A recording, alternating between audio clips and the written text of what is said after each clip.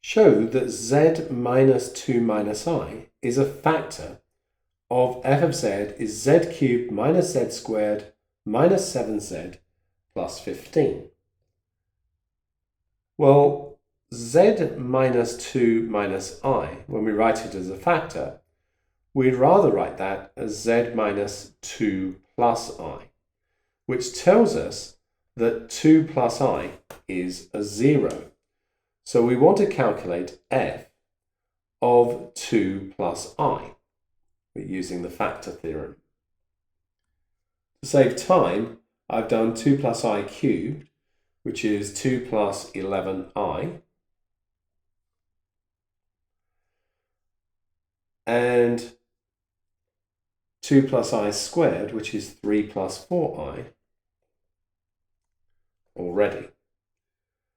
And then we need take away 7, 2 plus I, and plus 15. So, if we gather up the real parts, I've got 2, take away 3, take away 14, add 15. And for the imaginary parts, we have 11, take away 4, take away 7, and that is indeed equal to 0. So by the factor theorem, we know it's a factor. So if we know that 2 plus I is a 0, then so is 2 minus I. As a factor, that's going to be z take away 2 minus I. And if that's a factor, and z take away 2 plus I is a factor, then we know that z minus 2 plus I multiplied by z minus 2 minus I is a factor. So if we expand this out, we get z squared.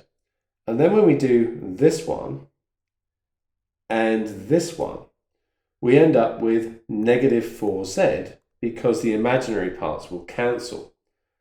Finally, we have to do this one, which is 2 plus I multiplied by 2 minus I. We've got a difference of 2 squares here.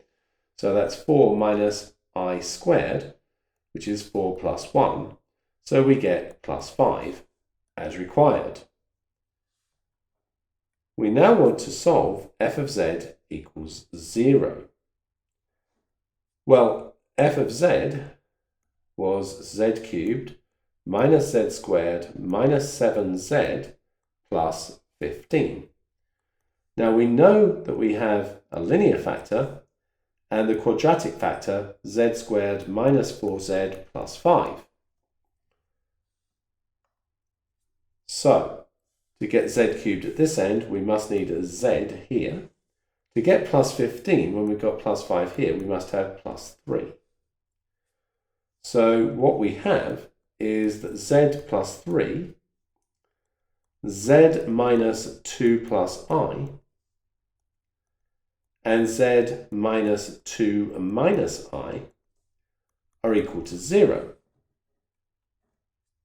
And that gives me that z is equal to negative 3, or 2 plus or minus I.